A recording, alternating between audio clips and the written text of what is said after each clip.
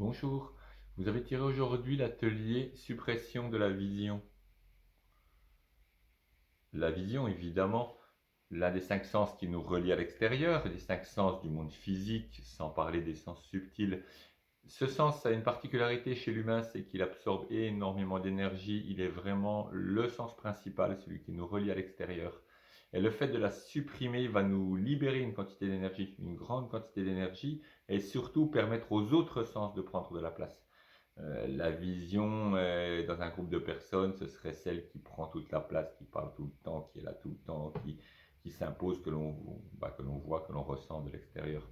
Donc, en abandonnant, les autres vont pouvoir s'exprimer pleinement. Déjà les sens habituels, l'ouïe, l'odorat, et surtout les sens subtils de ressenti.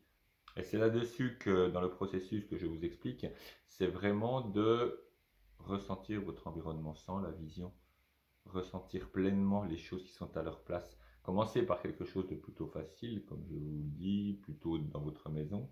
Mais ce qui est bien, c'est d'avoir une autre personne qui déplace des objets. À vous de les ressentir. Il y a une histoire sur une femme qui était aveugle, qui avait été rendue aveugle, une indienne. Et elle a été confiée à son grand-père pour l'éduquer. Elle avait 18 ans, quelque chose comme ça, 15-18.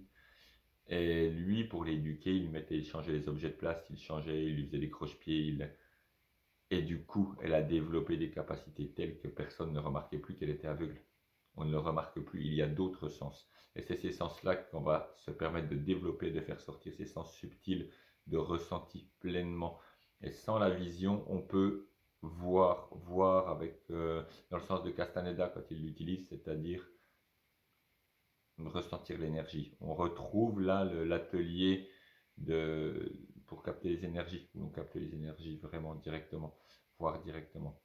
Et donc, n'hésitez pas à faire plein d'exercices comme ça, c'est très facile à mettre en place, hein. Il suffit de fermer les yeux. Bon, avec un bandeau, c'est beaucoup mieux, ça évite d'avoir envie de les rouvrir, donc c'est quand même beaucoup plus pratique. Et puis dans la forêt, dans des lieux dégagés, on peut aller sur un stade, on peut courir sur un stade, on peut courir dans un lieu dégagé, on peut, euh, on peut après se balader en forêt, là on ne connaît pas, donc là c'est vraiment ressenti, évidemment avec les mains en sécurité au début, puis de moins en moins, puis aller vraiment facilement, essayer de suivre un chemin. Tous ces ateliers se regroupent un peu, tout ça forme un ensemble. Je les ai séparés en ateliers, mais tout cela forme vraiment un ensemble. Voilà. Euh, Tout simplement, il n'y a pas grand-chose à dire sur cet atelier-là. Il est assez facile à mettre en œuvre. Mais comme toujours, ce sont des choses qui se font sur un long terme.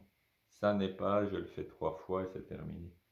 C'est par petits coups à faire, pas à avancer.